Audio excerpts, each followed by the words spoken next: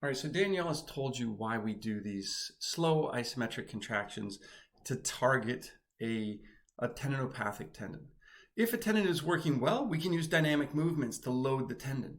If a tendon has some problems, like it's got an injury, you can't get load through it unless you do these slow isometric stress relaxation loads.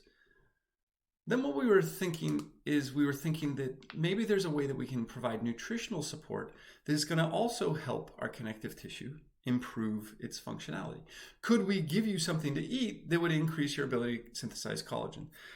And what we looked at was hydrolyzed collagen or gelatin. Okay, so what we did is in this study, we gave people 15 or 5 grams of gelatin or a placebo. An hour later, we had them jump rope. We thought that that was a time when they would have digested and absorbed the amino acids from the collagen or the gelatin. They did 6 minutes of jump rope to load the bones and the connective tissues. And then what we looked at is 4 hours later, we looked at to see whether there's increased markers of collagen synthesis. In this study, we did this 3 times a day over 3 days, and we took blood to see how much they would change their collagen synthesis, and we took blood early to see how quickly they digested and absorbed the collagen. And so what you can see in these figures is that the most enriched amino acid in collagen or gelatin is glycine. And that you can see that after an hour, after these subjects ate it, you got a really big increase in glycine.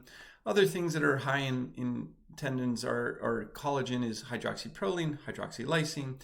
So all of the amino acids that are enriched in collagen or gelatin come up, they peak around an hour, and they start going down. When we were talking about muscle, we talked all about leucine-rich protein. The thing with leucine is that it's very, very sparse in tendons, in collagen or in gelatin. So what you find is that after feeding gelatin or hydrolyzed collagen, leucine content in the blood actually goes down. So this is not a good supplement for increasing muscle mass because you're not activating mTOR. But what happens to collagen synthesis? Well, we did the 5-6 minutes of jump rope every 6 hours. That's we're going to talk about later as the optimal timing for it's the minimal effective dose of exercise for your tendons, ligaments, and bones. But what you can see is they increased collagen synthesis just from the jump rope. But when you had 15 grams of gelatin, you actually saw a greater increase in collagen synthesis as measured by this propeptide of collagen. Okay, and you can see that we actually doubled collagen synthesis by feeding 15 grams of hydrolyzed collagen or gelatin. Okay, so I apologize because now there's collagen supplements all over the place, and part of it is because of these early studies that were done to see that what you ate could increase collagen synthesis. Now let's put everything together. So Danielle told you about this stress relaxation loading. I've told you about this idea of tendinopathy, how improperly loaded tendon or an overloaded tendon can develop these problems, and how that doesn't work well. We've got this nutritional supplement that might help. We've got all of these different things. So let's put this together into a high-level athlete. What we're going to do is we're going to talk about a male professional basketball player at the combine. So just after college, before he got drafted, this is what they saw on MRI. So a tendon is supposed to look like this. It's supposed to be black. There's not supposed to be anything in it. This is the patellar tendon, or this is the patella right here. There's the femur and the tib. And then this is a bunch of water in the middle of his patellar tendon. It's called a central core patellar tendinopathy. And he's had chronic pain for 5 years. Well, of course, he said that he never had pain. He never had tendinopathy until you show him the MRI and you said, that's really problematic. And he said, oh yeah, well, I've had that for 5 years. It doesn't really matter. So then putting all of these things together, we did an intervention where it's standard strength training, because that's basically just what everybody on the team did. He played 50 games in that first season. And then 3 times a week, what we did is we integrated these heavy isometric stress relaxation training protocols. And all it was leg press and a leg extension machine. He would do 3 repetitions, 30 seconds at the mid range of the movement. And then basically all that would happen was he would have an hour before, he would have taken 15 grams of gelatin in orange juice, because you do need the vitamin C in order to synthesize collagen. It's a necessary component of making collagen. So now what we've got is 3 times a week, he's got this gelatin and isometric or heavy stress relaxation loading. And so what happened? Well, you can see there's the MRI. That's the whole of the donut. A lot of people in the tendon field call that the tendon is a donut. The middle, where you've got the tendinopathy, is a hole. And a lot of people have traditionally said, just treat the donut, not the hole. Well, what we wanted to do is fill in the hole. And so what you can see is that hole almost goes completely away by the time of the second MRI. By the time of the third MRI, it is so normal looking that an independent orthopedic surgeon actually could not identify any signs of patellar tendinopathy.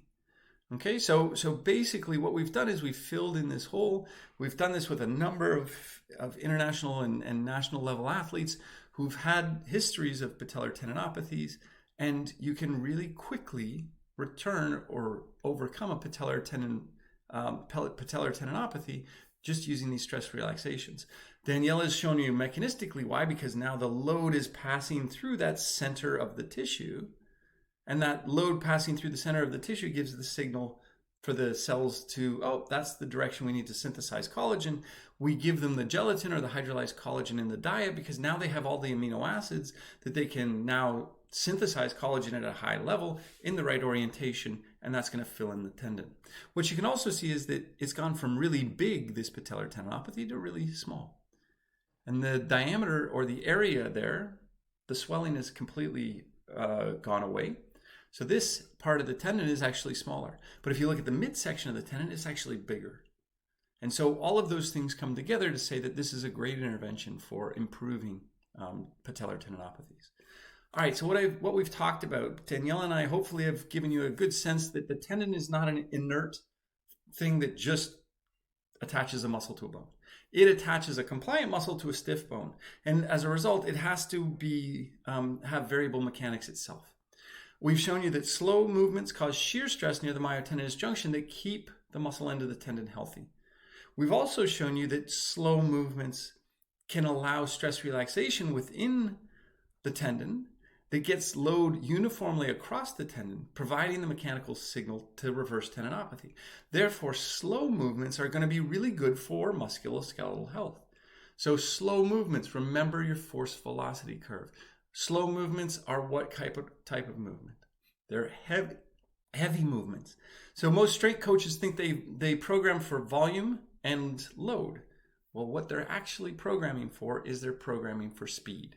They program speed of the movement because at a low load, high velocity, you're going to get increased performance, but an increased risk of injury. At a high load, you're increasing the muscle strength, the muscle size. You're also improving the muscle end of the tendon, and you're reversing any problems in the central or any tendon problems. And that's one of the main reasons why high force or high weight strength training decreases musculoskeletal injury by 2/3, because we're making the muscle stronger, we're improving the muscle end of the tendon, and we're fixing any problems within the tendon itself. So all of those things together are going to be super important for maintaining the musculoskeletal health. All right, we didn't really talk about passive and active stiffness. Passive stiffness is just the stiffness that's within the tissue. Active stiffness is when you use muscles to contract to absorb, and we're going to talk about that when we get into some of the endurance-based work that we're going to talk in the class. Lastly, eating 15 grams of gelatin or hydrolyzed collagen, combining this with loading can increase collagen synthesis and improve tendon function. All right, so all of these things together tell us that if we know what we're doing, we can use heavy strength training as a way to decrease musculoskeletal injury.